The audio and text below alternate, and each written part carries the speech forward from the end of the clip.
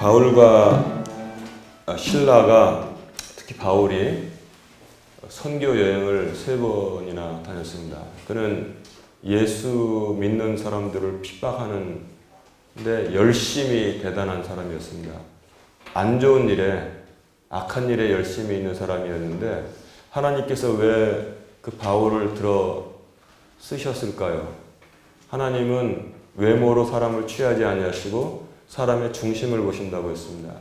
그러니까 그러니까 그 당시에 사울이죠. 사울을 하나님께서 보셨을 때, 저 녀석이 뭘 몰라서 그렇지, 그래도 순수한 마음으로 자기가 몰라서 모르는 길을 열심히 가고 있구나. 그래서 아마 바울을 택하여서 쓰셨다, 이렇게 생각이 듭니다. 과연 그가 일단 예수를 영접한 후에는 죽기까지 충성한 모범을 그대로 보여줬어요. 그래서 복음서, 그리고 사도행전, 바로 그 뒤에 뭐가 옵니까? 로마서부터 해서 요한계시록 전에, 물론 이제 뭐 베드로전서도 있고 유다서도 있고 요한일 3서도 있지만 그런 거 빼놓고는 거의 바울이 다니면서 목회 서신을 쓴 것이 신약 성경을 채우고 있습니다.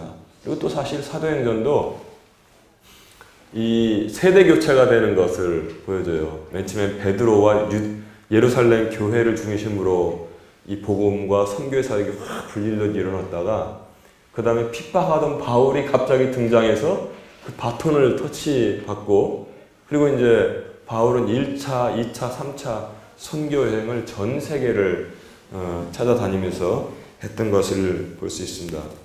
오늘 말씀은 바울의 2차 선교 여행이 그 내용으로 담겨져 있습니다. 바울과 실라가 2번째 선교 여행을 떠났는데, 바울의 원래 목적은 소아시아로 가려고 계획을 세웠습니다. 그 소아시아 지역은 지금은 우리가 뭐 소아시아 그런 말을 안 쓰잖아요. 아시아면 아시아고, 중동이란 말을 쓰죠. 중동, 그 다음에 아시아, 동남아시아, 이렇게 뭐 극동 이렇게 쓰는데, 소아시아 지역은 지금의 터키를 말하는 것입니다. 권사님 터키 갔다 오셨잖아요. 바울이 원래 2번째 전도 여행은 터키 쪽으로 가려고 했어요. 저 아래 터키 쪽으로 좀 가까우니까.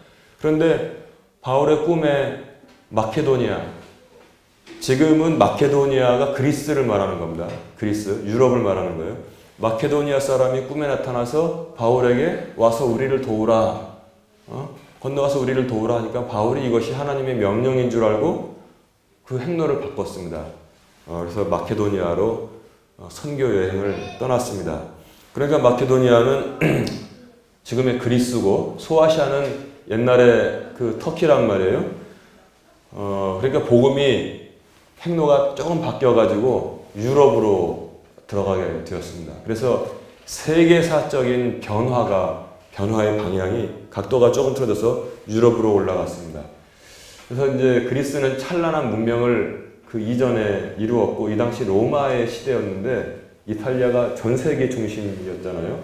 그런데 지금 이탈리아도 좀 별 볼 일 없이 되긴 했어요. 그래서 지금 유럽의 좀 가난한 나라를 뭐라고 합니까? 영어로 돼지가 뭐예요? 픽이잖아요. 픽. 근데 돼지들 해가지고 피그스 그러는데 어떤 나라가 거기 입니까? 포르투갈, 그 다음에 이탈리아, 요게 바로 그리스. 옛날에 이제 마케도니아, 그 다음에 스페인. 이렇게 이제 유럽에서는 좀 못 사는 나라들입니다. 근데 바울은 뭘 결정하려고 해도 하나님의 인도하심과 지시를 항상 따랐습니다. 자기 마음대로 결정한 것이 있다 할지라도 이것도 선의로 결정하고, 하나님께서 내 뜻은 다르다 그러면 바로 그 자기 뜻을 내려놓고 하나님 뜻으로 방향을 바꿨어요. 그래서 이제 빌립보로 들어갔습니다. 마케도니아 지방에 있는 빌립보라는 도시에 들어갔는데, 거기서 기도할 처소를 찾아다니다가 어떤 여인을 만났어요. 시내가에서 뭐 이렇게 여인들이 앉아 있었는데 기도할 처소를 찾다가 어떤 여인을 만났는데 루디아라는 여인을 만났습니다. 이 루디아는 대단히 성공한 여인이었습니다. 그는 우리말로 하면 지금 요새 하면은 사업가였었어요. 사업을 하는 여성이었었는데 재정적으로도 성공한 사람이고 사회적으로도 성공한 사람이고 루디아의 행적을 쭉 보면은 루디아의 말이 집에서 권위가 제일 있었어요. 루디아가 예수를 믿기 시작하니까 온 집안 사람들이 다 예수를 믿었어요. 침례를 받았습니다. 그러니까 비록 여장부 같은 사람이죠. 어떤 남편의 아내였겠지만 그 집안의 경제권은 루디아가 다 쥐고 있었고 또 사회적으로도 굉장히 성공한 여인이었습니다. 그래서 루디아가 너희가 나를 예수를 믿는데 신실한 사람으로 보거든 우리 집에 와서 묵으면서 복음을 전해라. 여러분, 이 헌신이 얼마나 소중한 것인지 성경이 침묵하면서 전하고 있습니다. 자, 바울과 실라가 갔는데 무슨 아메리칸 익스프레스 카드를 가지고 갔겠어요? 뭘 돈을 가지고 갔겠어요? 그냥 길거리에서 풍찬 노숙하면서 복음을 전하는데 거기서 복음을 듣고 그 이방인을 집으로 받아들여서 우리 집에서 그야말로 베이스 캠프를 치면서 여기서 복음을 전하시오. 이렇게 자기 집을 선뜻 내주었고 그 다음에 온 집안 사람들이 침례를 받았습니다. 예수를 믿고 침례를 받았어요. 그러니까 루디아는 굉장히 사회적으로 재정적으로 성공한 여인을 만났고 그 다음에 또 가다 보니까 어떤 소녀가 있었는데 이 소녀는 반대로 사회적으로 너무 비참한 상태에서 살고 있었던 소녀였습니다. 직업이 뭡니까? 점치는 여인이었었는데 점치는 소녀, 노예죠, 노예. 그런데 어떤 영이 그에게 씌웠냐면은 이 점치는 영, 원래는 뭐냐면 푸뉴마, 피토나라고 헬라어로 부르고 있습니다. 여러분, 제가 우리의 육신은 영과 혼과 육으로 되어 있다고 제가 가르치면서 우리가 영이 뭐라고 그랬습니까? 영혼 뭉뚱그려서 그 대단히 잘못된 거라고 했잖아요. 영. 구약 성경에 히브리어로는 루아흐, 아주 강한 바람. 그리고 헬라어, 신약 성경의 헬라어로는 푸뉴마. 그리고 뭐예요? 영어로는 스피릿. 우리말로는 영. 그렇잖아요. 이렇게 제가 구분이 된다고 다 말씀드렸잖아요. 그러니까 푸뉴마, 피토나 그러면 영에 잡혀 있었구나. 근데 피토나는 뭡니까? 피토나? 피토나는 파이톤 말하는 거예요. 파이톤. 비단뱀을 말하는 것입니다. 그러니까 푸뉴마, 피토나. 그래서 이제 비단뱀의 영에 사로잡혀 있었습니다. 왜 비단뱀이 등장하냐? 그리스 그 당시 델피라는 큰 아폴론 신전이 있는 도시가 있었는데 아폴론 신전에 들어가는 입구 머릿말에 내 자신을 알라 이렇게 써져 있었다는 거예요. 그런데 거기서 이제 점 받으러 오는 사람들이 거기 다 들어가는데 소크라테스가 그거를 인용을 했지 않습니까? 델피 신전 유명하죠. 델피 신전 근처에 동굴이 있었는데 거기에 비단뱀이 살았다는 거예요. 큰 비단뱀이 살았는데 거기 무당들을 그 비단뱀이 보호하고 또 이제 무슨 점을 주는 그런 역할을 했다는 거예요. 그러니까 약간 마귀의 영이죠. 성경의 뱀이 옛뱀 그렇게 다 좋은 역할로 등장하는 적이 있습니까? 우리나라에도 다르지 않았습니다. 제주도에 선교 가서 처음으로 복음을 전했던 원래 그분이 깡패 출신인데 평양에 김육두 목사 맞아. 김육두 목사의 일대기 영화를 보면 그가 깡패였었습니다. 그런데 그가 복음을 받아들여서 완전하게 사울이 바울처럼 된 것처럼 변화가 되어서 예수를 위해서 복음을 위해서 이 남은 목숨을 바칠 수 있다는 게 나한테 얼마나 행복하냐 결심을 하고서 쪽배를 타고서 제주도로 들어갔습니다. 근데 보니까 거기 마을에 큰 구렁이가 사는데 동굴에 처녀들 하나 이렇게 매년마다 그 구렁이한테 바쳤다고 그러잖아요. 굉장히 악한 이 상황이었는데 김육두 목사가 그 소녀를 풀어주고 그 다음에 그 동굴에 들어가서 구렁이가 기어나오는 걸 돌로 그냥 막 밤새도록 사투를 해서 영화 보니까 그냥 끔찍합니다. 결국은 뱀을 때려 죽였잖아요. 그래서 제주도에 복음이 들어가게 되었는데 옛날에 다 그렇게 악한 역사가 나라마다 다 있었습니다. 그런데 이제 이 비단뱀의 영이 그 소녀를 장악을 해서 영어 성경 보면은 꼭 항상 그 포제스라는 말을 합니다. 포제스는 소유하다, 제물로 삼다거든요. 그 딱 삼아서 이제 그 여인 어린애가 이제 점을 치고 이제 길흉을 말하게 된 거죠. 그러니까 사람들이 이제 와서 복채를 주잖아요. 근데 그 복채를 가지고 그 여자애가 빵을 사 먹는 것도 아니고 그걸 또 다 주인들이 뺏어가요.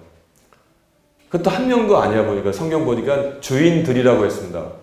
여럿이서 지분을 가지고 있었던 것 같아요. 주식회사처럼. 그러니까 이게 얼마나 그 악한 상태에 빠져 있습니까? 이 한 소녀가 영으로는 비단뱀의 영에 사로잡혀 있었고 그의 육신은 악한 사람들 여럿이 공동 소유가 된 상태에 있었다는 거예요. 그걸 쫓아다니면서 이 사람들은 구원의 길을 전하는 지극히 높은 하나님의 사도들이다. 막 쫓아다니면서 그러고 다니니까 바울과 실라가 몹시 괴로워서 그 영에게 명하기를 예수 이름으로 명하노니 당장 그에게서 나오라 했습니다. 그랬더니 여자가 온전한 사람이 되었습니다. 그랬더니 그 악한 주인들이 자기들의 수입이 끊어진 것을 알고 그게 이제 이게 일종의 악한 인신매매와 다를 바가 없어요.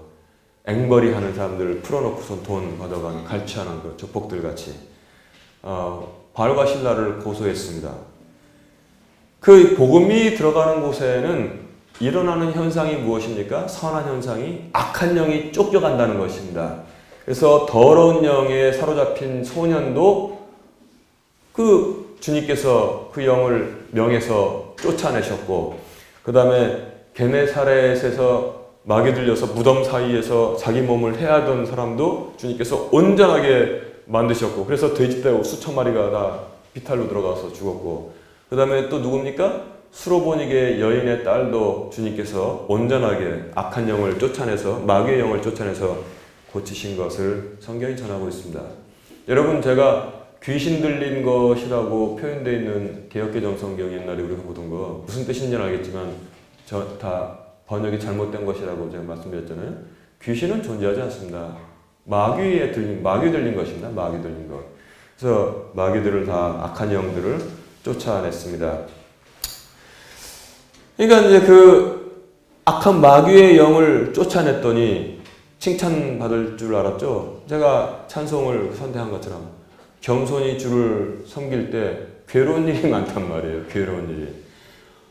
그 주인들이 붙잡아서 어디로 끌고 갔냐면 그리스에는 아고라라고 있었어요. 아고라.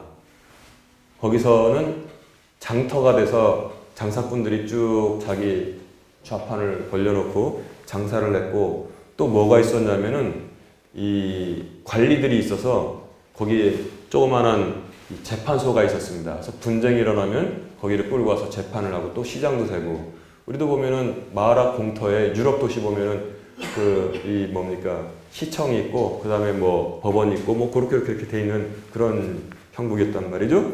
그래서 거기에 끌려갔어요. 그랬더니 이 사람들이 아주 악한 말로 회방을 하는데 이걸 뭘 강조하냐면 이 사람들은 유대인들로서 그걸 강조하는 거예요. 여러분들도 좀 만약에 이런 손해를 좀 겪을 수가 있습니다. 여러분들이 만약에 안 믿는 사람하고 조금 분쟁이 일어나잖아요. 여러분들이 잘못한 것이 없고 그 사람들이 잘못한 것이 분명히 있어도 항상 끌고 나오는 말이 뭡니까? 여러분들이 교회를 다닌다는 걸 알면 교회 다닌다고 하면서 자기가 사기치고 자기가 잘못한 거 뻔히 알면서 뭘 물고 들어나요? 교회 다닌다고 하면서 이것도 양보 못하냐 이런 식으로 나온단 말이에요. 아주 그 악한 심술이 거기에 박혀있는데 우리가 이 사도행전 읽으면서 딱 보면은 그걸 이용하고 있는 거예요. 그 당시는 뭡니까? 반유태 감정이 있었단 말이에요. 이 사람들은 유태인들로서 하면서 말을 시작합니다. 그리고 또 사실은 여러분 세계사 배워서 잘 아시겠지만 마케도니아, 그리스가 뭐 로마였었습니까? 로마의 식민지였었어요. 식민지. 식민지였는데 뭐라고 그러냐면 로마 사람인 우리가 준수하기도 힘든 것을 가지고 와서 우리에게 지키라고 합니다. 그래서 이렇게 다 이렇게 대비를 시켜서 말을 아주 간사하게 하잖아요.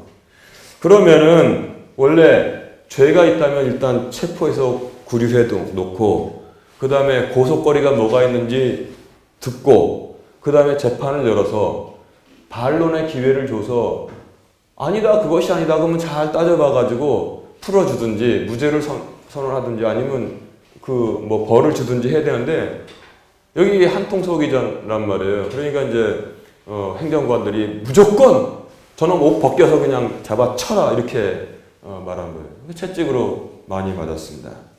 자, 이 사건의 기록이 어디에 나와 있습니까? 고린도 후서 11장 25절 이하에 보면 내가 지금까지 다니면서 강의 위협, 바다 위협, 산의 위협, 동족의 위협, 이방인의 위협 내가 다니면서 잠자지 못하고 수고하고 먹지도 못하고 그 다음에 40의 가만 매를 3번이나 내가 맞고 다니면서 복음을 전했다. 바로 이 사건을 갖다 고린도 후서에 지금 기록해서 그대로 전하고 있는 것입니다.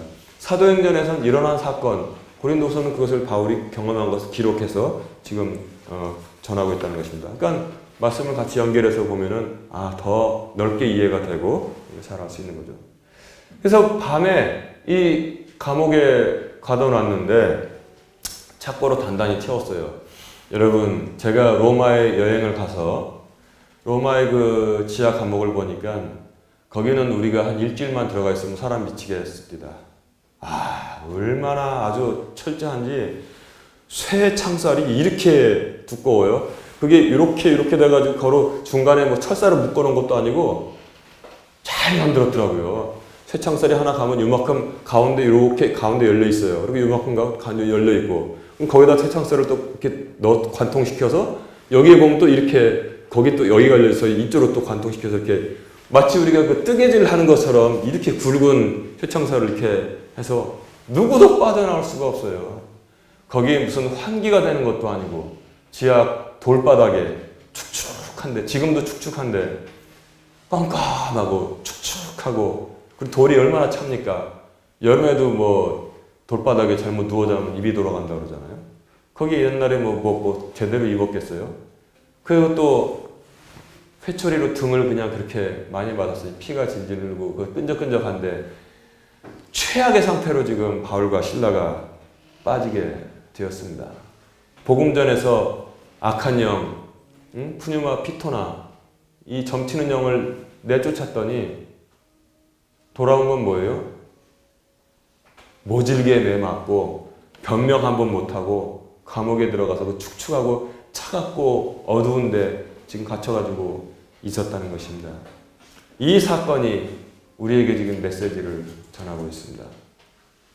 여러분 이 사건은 저는 역사적으로 일어난 사건이면서 우리가 소설에 보면은 액자 소설이라고 있잖아요. 한 소설이 진행되는데 또 다른 이야기가 또 하나 중간에 들어가 있는 걸 갖다가 액자 소설이라고 하는데 왜냐하면 바탕이 이렇게 액자 역할을 한다고 해서 또 하나 있어요. 이 사건은 역사적인 사건이면서 또한 해석학적 사건이라고 생각을 합니다. 신학과 철학에서 쓰는 어려운 말 해석학적 사건 언제 제가 설명하겠지만 역사적으로 일어난 사건이면서 우리에게 많은 메시지를 지금 다 던져주고 있는 사건이라고 일단 이해를 하면 쉽겠습니다. 한밤중에 가장 깜깜할 때의 그 시간으로 그들이 빠지게 되었습니다. 아주 끔찍한 그런 어둠의 시간인 것입니다. 여기서는 아무런 기대를 할 수 없는 그런 상황입니다. 여러분, 지금은 그렇지 않지만, 예를 들어서 옛날에 어떤 그 경찰력과 치안이 전혀 구제했을 때 할 수 없이 사업을 해야 되기 때문에 개나리 봇짐 메고 저 모르는 거기 동네에 가서 장사 좀 하려고 했는데 동네 불량배들한테 둘러싸여가지고 가진 재산 다 뺏기고 아주 물씬 얻어 터지고 그 다음에 그 지역에 포졸이나 뭐 원님이라는 것들이 에헴 하고 왔는데 돈을 다 받아 먹었는지 아니면 그 마을 한통속인지 저놈 무조건 말도 들으려고 하지도 않고 저놈을 매우 쳐라 그래가지고 얻어맞고 끌려가서 감옥에 갇혔어요. 그리고 또 착고를 단단히 채워가지고 옴짝달싹을 못하게 해줬는데 밤이 찾아왔습니다. 여러분 그러면 에이 뭐 내일 아침에 내가 이 원님이란 녀석한테 잘 내가 설명해서 내가 다시 돈 다 찾고 그 다음에 벌도 주고 떠나야겠다 그런 생각 듭니까? 나는 이제 끝났구나. 여기서 말도 안 통하고 몹시 불편부당하고 어떻게 내가 여기서 빠져나갈 수 있을까? 복음 전하다 끝나버리는 거예요, 인생이. 그런 생각이 안 들겠어요? 여러분, 이와 같은 한밤중에 어둠의 시간에 처해본 적 있습니까? 여러분들의 인생에 가는 길에서 이렇게 답답하고 깜깜한 시기에 놓여본 적이 있습니까? 어려운 우여곡절들 여러분들에게 많이 있겠죠. 지금까지 많이 지나갔겠죠. 또 앞으로도 또 모릅니다. 어떤 일이 닥쳐올지는. 그러나 그 굴곡이 아무리 심해도 저 아무리 밑으로 내려갔다고 쳐도 이 지금 바울과 실라가 지금 당한 이 사건하고 좀 비교를 해볼 수 있겠어요? 뭐 말이 통해야지 변명을 하든가 말든가 하죠. 암담한 지금 이 상황에 빠지게 되었습니다. 이 암담한 상황에 빠졌을 때 우리가 무엇을 해야 하는지를 지금 성경이 가르쳐주고 있어요. 이 암담한 상황에 빠졌을 때 무엇을 해야 하는지를 가르쳐주고 있습니다. 이 상황은 인간의 힘으로 도저히 어떻게 해볼 수 없는 상황을 지금 말하고 있는 것입니다. 사람의 힘으로 도저히 어떻게 안 되는 상황. 예를 들어서 뭐 사업을 하다가 부도를 냈는데 내가 뭐 가게수표 부도 냈으니까 얼마 냈냐? 그냥 1,000만 원 냈다. 아유, 그러면 뭐 친구들한테 좀 더 달라고 하고 그 다음에 뭐 형 동생한테 좀 더 달라고 이렇게 해보니까 한 뭐 800 되겠다. 그러면 뭐 200은 나중에 감당해가지고 그 정도의 상황이 아니란 말입니다. 도저히 인간의 힘으로 할 수 없는 상황에 지금 이들이 빠졌을 때 무엇을 해야 하는지를 지금 바울과 실라가 지금 귀신 들린 소녀도 귀신이래. 이 마귀 악한 영에 들린 소녀도 습관이 돼서 그래요. 구출해냈지만 매 얻어맞고 감옥에 갇혀서 한밤중에 우리에게 지금 설교하고 있다는 것입니다. 우리에게 이런 상황에 빠졌을 때는 무엇을 해야 하는지를 알려주고 있는 것입니다. 뭘 했습니까? 이들이 한밤중에 기도하고 하나님을 찬송했다. 이렇게 성경이 가르치고 있어요. 여러분 잊지 마십시오. 기도하고 하나님을 찬양했다. 이렇게 전하고 있어요.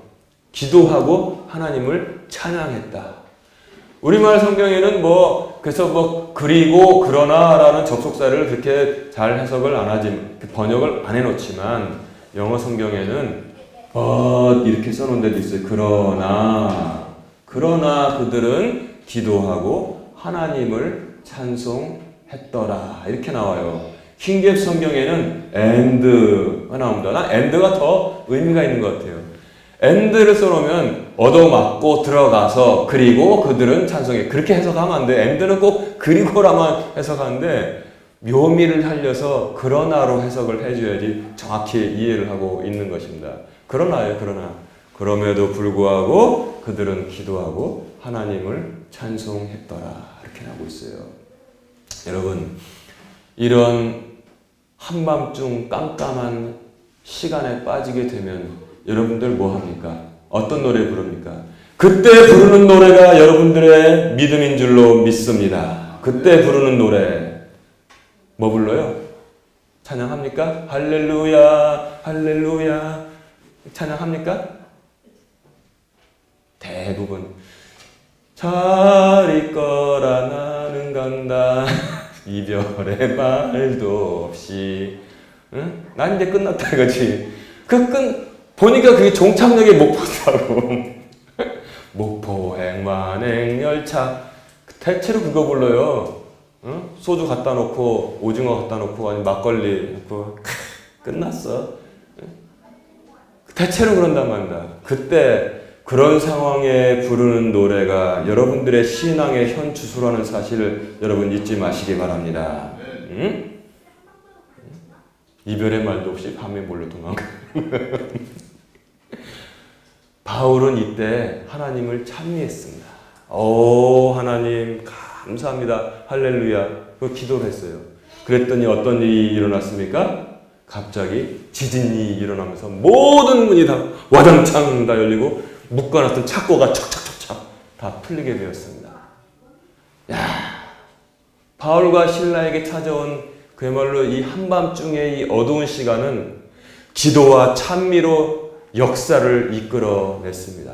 그랬더니 그 어두움과 그리고 한밤중의 시간이 누구에게로 옮겨갔습니까? 그 지역 빌립보 감옥을 지키던 간수에게로 넘어갔습니다. 간수가 죄수들이 다 도망갔네. 그러면 뭐예요?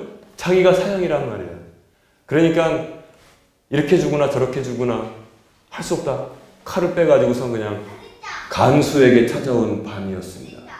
바로 바울과 신라의 밤의 시간이 간수에게로 넘어갔단 말이에요. 여기서 믿음 있는 바울과 신라는 그 깜깜한 찾아온 한밤의 시간을 기도와 찬송으로 이겼는데 이 간수는 믿음이 없으니까 지금 노래를 부르는 거예요? 잘 있거라 나는 간다로 지금 부르고 있는 거예요. 칼 빼가지고 잘 있거라 나는 간다고 엎드리려고 그랬는데 내 몸을 해야지 말라 소리가 들렸어요. 뭐야? 횃불을 빼가지고 우리가 다 여기 있다. 도망가지 않았다. 그랬더니 간수가 칼 위에 엎드려 죽으려고 했다가 잘 있거라 나는 간다나 부르려고 했다가 살 길이 있다는 것을 보게 된 거예요.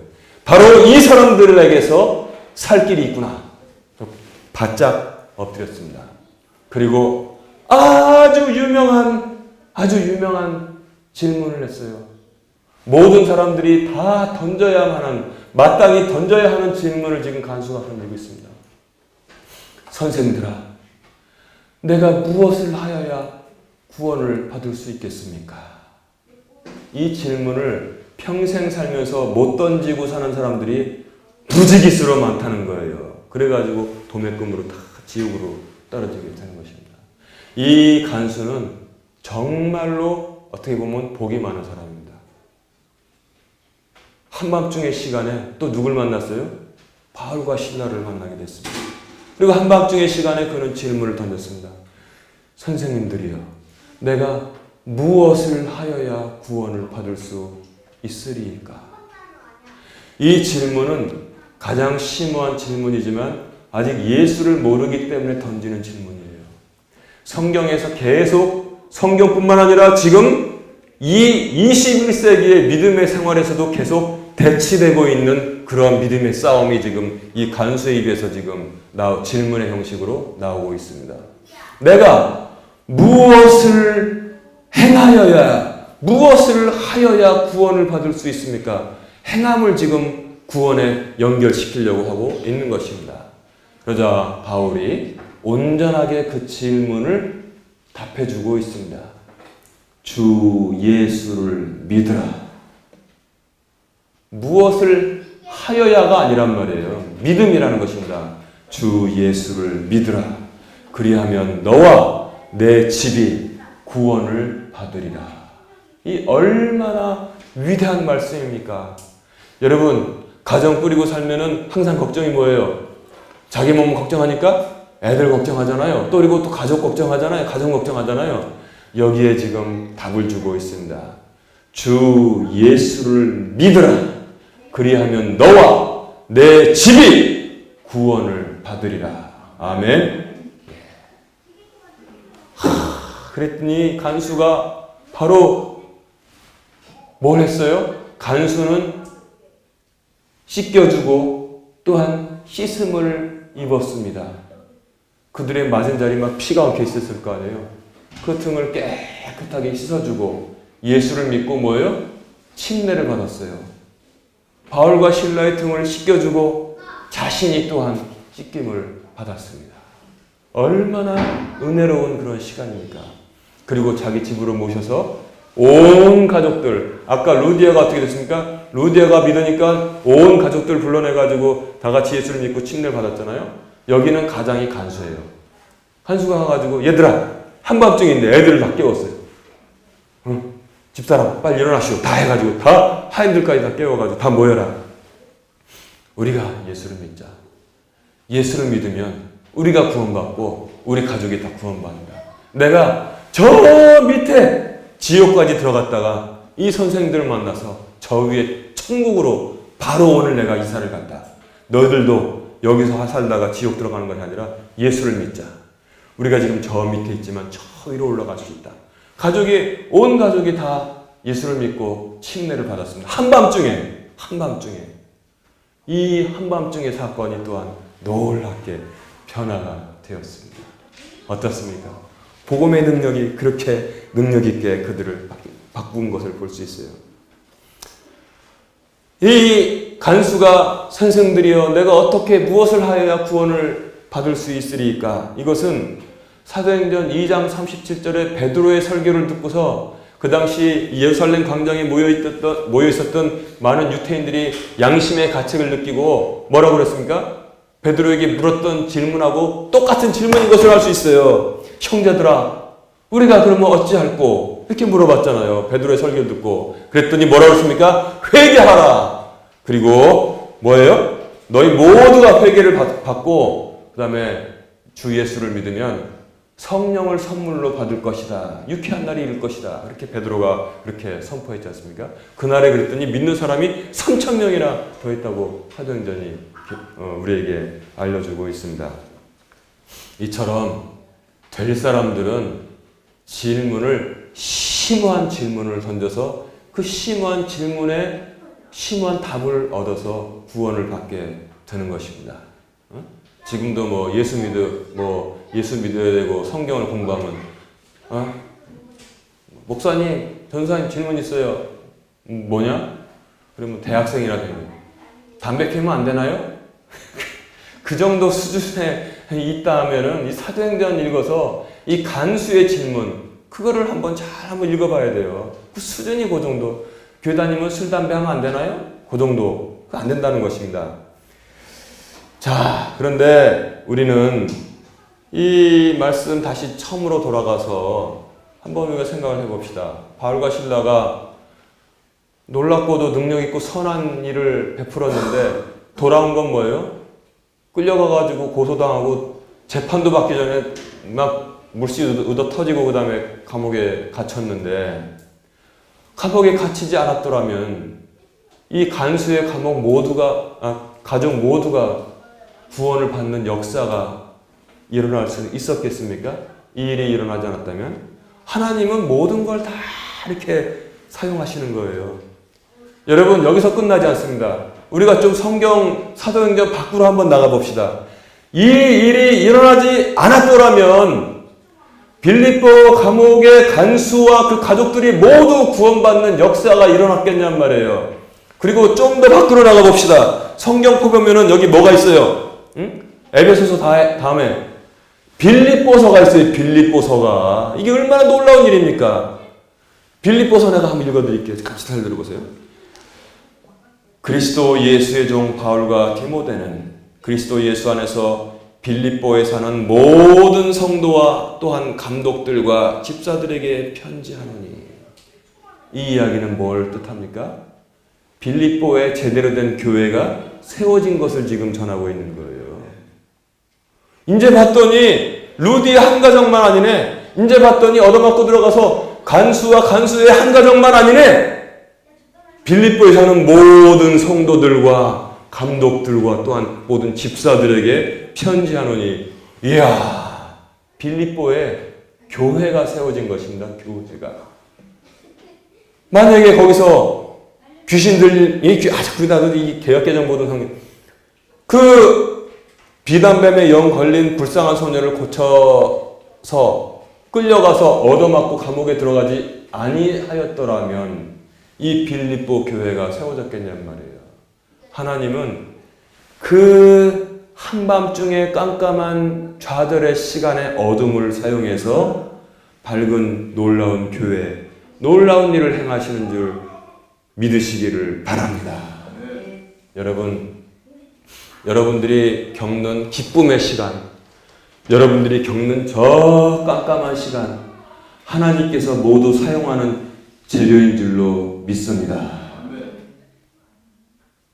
요셉이 시기받아서 애굽으로 안 끌려갔으면 나중에 수십 년 지난 다음에 가나안에 살던 자신들의 모든 수십 명의 그런 가족들 먹고 살 길이 열렸습니까? 안 열렸습니까? 그리고 이스라엘 민족이 크게 될 수가 있었어요? 없었어요? 나중에 와서 가나안 땅을 다 정복할 수 있는 일이 있었습니까? 없었습니까? 하나님은 모든 걸 사용하시는 거예요. 하나님은 가장 비참하고 어두운 것을 손에 잡으시면은 그것을 빚어서 가장 놀라운 작품으로 만드시는 줄로 믿습니다. 아멘. 우리들의 인생에 가는 모든 시간들이 그렇습니다. 저도 그래서 말씀을 준비하면서 가만히 생각했어요. 그렇지. 어찌 하나님으로부터 오는 것이 기쁜 날만 있겠느냐. 슬픈 날도 있고 어려운 날도 있겠지. 그러나 우리가 예수 안에 있고 예수가 우리를 붙잡고 있는 한 나의 가진 모든 것, 저 위에 있는 것이나 저 밑에 처박힌 것이나 모두를 사용해서 하나님은 가장 선한 것을 만드실 것이다. 아멘. 아멘. 그렇게 생각을 했습니다. 여러분, 바울과 실라의 그 고난이 빌립보 교회를 세우신 것을 여러분 절대로 잊지 마시기를 바랍니다. 아멘. 우리가 당하는 모든 것을 사용해서 하나님은 하나님의 계획을 이뤄가고 있습니다.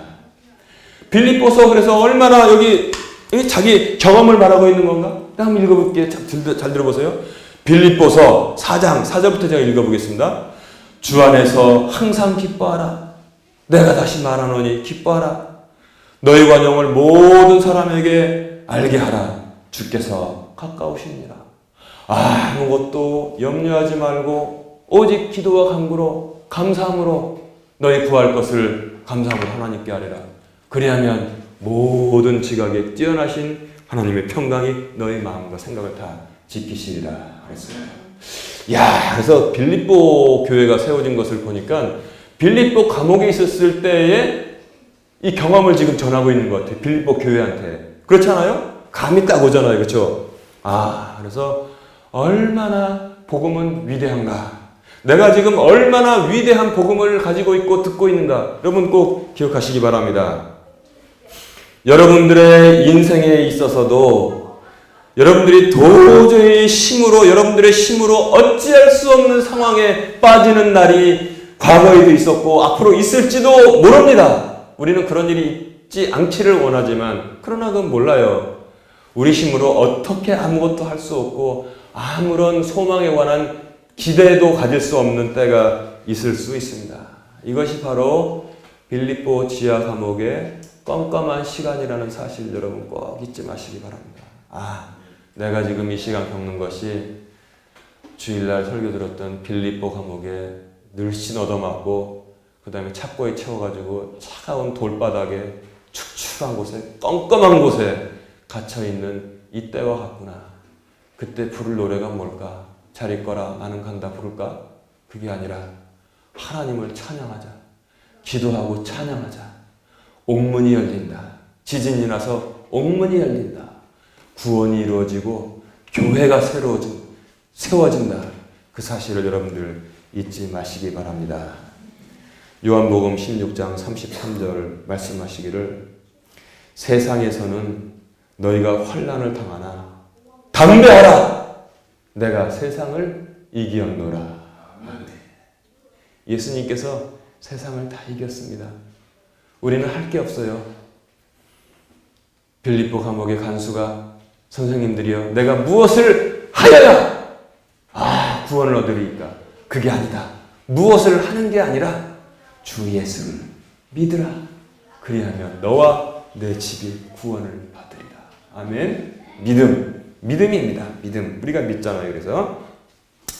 그래서 여러분 어려운 일 닥쳐오면은 이런 거 하지 마세요. 어려운 일 닥쳐오면 저도 옛날에 잘 몰랐을 때는 제가 좀 속된 말을 쓸게요. 원인을 찾아보자. 어째서 이 재수없는 일이 나한테 임했는가. 그래서 원인을 분석하는 거예요. 다음부터는 이런 일 없도록 해야겠다. 원인 분석. 그거는 세상에서 하는 일입니다. 여러분, 어려운 때, 한밤중에 깜깜한 때 뒤를 돌아다 보면서 원인 분석, 이 재수없는 일이 나한테 왜 일어났는가 하지 마십시오. 절대 하나님께서 원하시는 것이 아닙니다. 오늘 말씀을 들었으니까 뭐예요? 앞을 바라보는 거예요. 앞을. 하나님께서 이것을 통해서 옛날에 바울과 신라의 빌립보 감옥의 어두움의 시간처럼 이것을 사용해서 무슨 일을 행하실 것인지 기대를 갖자. 아멘. 기대를 가져야 됩니다. 기대를. 그것이 온전한 믿음인 것입니다. 온전한 믿음은 앞을 바라보게 합니다. 앞을 바라보게 해요. 너희는 이전 일을 기억하지 말라. 아멘. 보라, 내가 곧 새 일을 행할 것이다. 하나님께서 말씀해 주시고 있습니다. 그러니까 모든 것이 하나님의 손 안에서 완벽하게 이끌어져 간다는 것을 요셉이, 아까 말씀드린 요셉이 지금 창세기 50장 20절 이하에서 말씀하고 있지 않습니까? 당신들은 나를 헤아려 하였으나 하나님은 그것을 선으로 바꾸사 오늘날과 같이 만민을 구원하게 하셨나이다. 그렇잖아요?